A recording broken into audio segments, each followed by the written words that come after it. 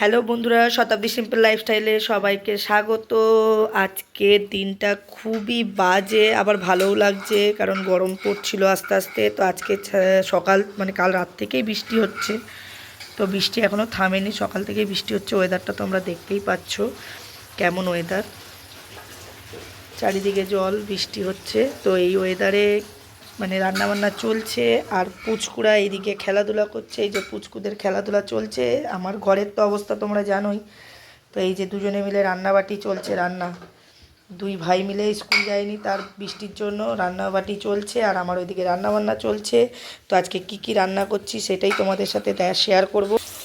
এই দেখো রান্নাবান্না চলছে, এখানে আলু ভাজা চলছে, দেখতেই পাচ্ছ তোমরা। তো রান্নাবান্না কী করছি সেটা তোমাদের সাথে শেয়ার করব। চলো রান্নাবান্নাগুলো সেরে নিই, তারপরে তোমাদের সাথে শেয়ার করব।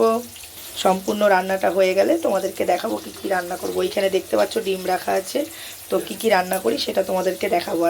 আজকে ওয়েদারটা খুবই মানে সুন্দর, আবার সারাদিন বৃষ্টি হচ্ছে, তার জন্য বাজেও লাগছে, কিছু শুকাবে না, জামা কাপড় শুকাবে না।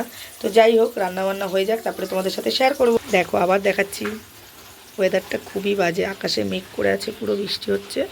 তো কি রান্নাবান্না হয় যে বন্ধুরা, আজকের মেনু খিচুড়ি, আলু ভাজা, বেগুনি, ডিমের অমলেট, আর হচ্ছে তোমার এঁচোড়ের তরকারি।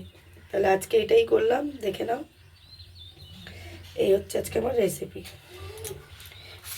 এই বৃষ্টির ওয়েদারে এই রান্নাবান্না করেছি। কে কে খাবে চলে এসো।